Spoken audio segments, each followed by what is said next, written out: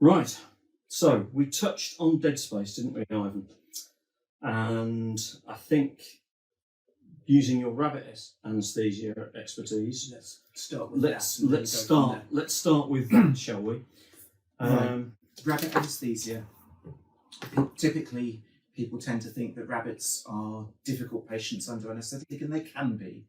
The biggest problem with rabbits is that they've got quite a small lung volume with an odd-shaped diaphragm and heavy abdominal organs. And as you move and you turn the rabbits during anaesthesia, you tend to drop abdominal organs onto the lungs, you squash them, you make it very difficult for the rabbits to breathe. And when you do rabbit anaesthesia a lot, you end up using capnography a lot. So typically 6 to 8 mils per kilo of tidal volume is what you'd be looking at for an average rabbit. So let's say we have a 2 kilo rabbit, 8 mils per kilo tidal volume, which would be quite a lot. There's many that we treat that would have less than that. Mm-hmm. So we've got 16 mils of tidal volume to play with. 16 mils of tidal volume. Well, we know that any species, any mammalian species, can withstand and accommodate between 10 and 15% of its tidal volume as dead space. So let's explain what dead space is before we go any further. I was going to say, so let's explain what dead space. What I'm talking about here, I'm not talking about anatomical dead space. That's the dead space within the bronchus and the lungs and the tubes that leads to the end of the ET tube. That is physiologically normal. The dead space being the space that is no gas exchange going on. So it's the volume of air that you have to move before you get to fresh air. Okay, so that's anatomical dead space. When we look at putting our our breathing circuit or our airway adapters onto the end of the ET tube, well, we could be talking ET tube if it's not trimmed to the incisors. So if you've got a long ET tube sticking out, that is the start of mechanical dead space. We then start hooking up our breathing circuit and our airway adapters. That adds to the mechanical dead space. Now, I very glibly said 10 to 15% additional mechanical dead space to tidal volume. Well, where's the evidence for that? And the evidence for that, apart from millions of anaesthetic papers written since the 1900s, is this device here. This is your Commonwealth Garden Aqualung snorkel or snorkel. And you'll notice, if you've ever played with these things on your holidays or wherever, that they're all remarkably similar length. And they're all remarkably a similar size.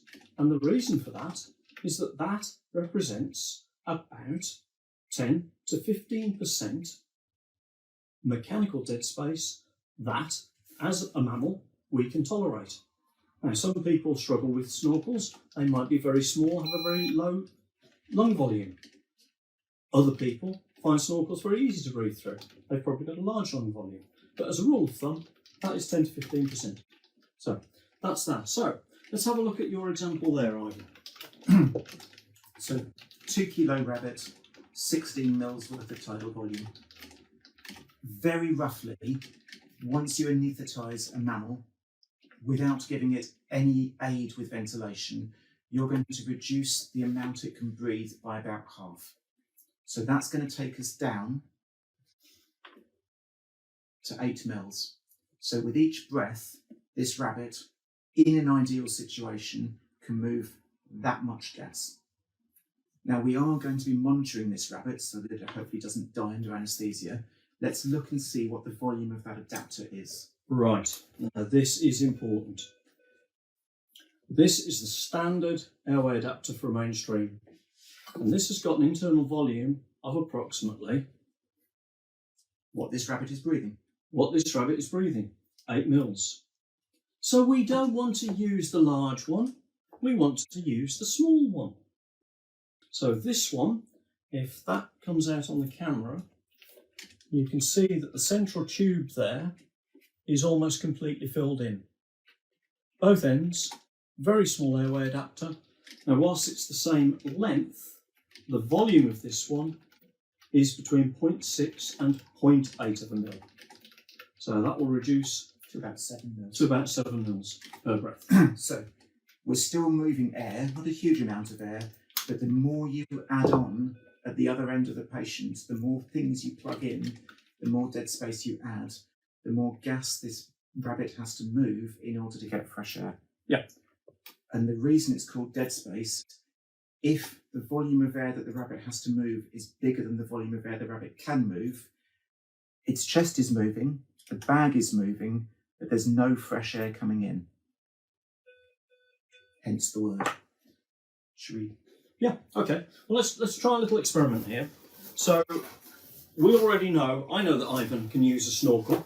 So that's 10-15% of his anatomical volume added as mechanical dead space. Let's get really rather radical with this. Are you going to use the mouthpiece? Yeah, plug it in and then Okay. Right, so. plug both in and they've got a better chance of seeing that. Yeah, okay. Give me a wider airway than that. You want a bigger airway? Oh dear. Large rabbit. You're a large rabbit, are you? Okay, will that go on there? Okay, so what we've now done is I've joined the two mainstream capnographs up onto the end of a snorkel circuit. So this is in effect his ET tube. And we've connected the end of his ET tube to two capnographs. What we've also now done is we've added a great big long length of mechanical dead space. Now Ivan would be able to dive to quite a deep depth here, but I think he might struggle to actually breathe. So what have our monitors got on here? Have a quick look. He's already at 47 millimeters of mercury and showing rebreathing. How are you feeling, Ivan? Not too good, okay? You're at 47, 48. Okay, and CO2 going up. And what will happen with Ivan, he won't like this if we continue this experiment very much longer, is he's going to struggle to control his breathing. The reason being, of course, is it's the carbon dioxide level in the blood that forces that next breath, that triggers the next breath. How are you feeling? Awesome. I think let's stop it at 51. 51 millimeters of mercury. So here's an interesting thing. Mike and I do this demonstration. We've done it a number of times. Yeah, deep breath, thank you. It makes you feel rough. Normal numbers that we're looking for will be mid-30s to mid-40s on your capnograph, and it's remarkable how ill you feel as you head towards the upper 40s. And of course, most of us wouldn't worry too much if we had an animal at 45, 46, 47 doing fine. We might think that's quite acceptable. But certainly from a personal point of view, it doesn't feel too hot. You feel a lot better as you go more towards the middle of that normal range. So one of the things I learned from doing this demonstration with Mike was to keep my rabbits more on the 35 to 40 end than the 40 to 45 to 50 end, which of course is, if any of you do rabbit anaesthesia, it's where a lot of them start out and then they just keep going up from there. So maybe if you've had a dog under anaesthesia for 1 to 2 hours with a CO2 of high 40s, early 50s, that might be one of the reasons why they're taking a long time to come round, or they're not eating well afterwards, or they look dazed, or they look confused. It's worthwhile being aware of this. It's not a pleasant feeling, is it? It's not great. You can almost get a sense, if you continue that experiment on a little bit longer, you'll have a sense of impending doom.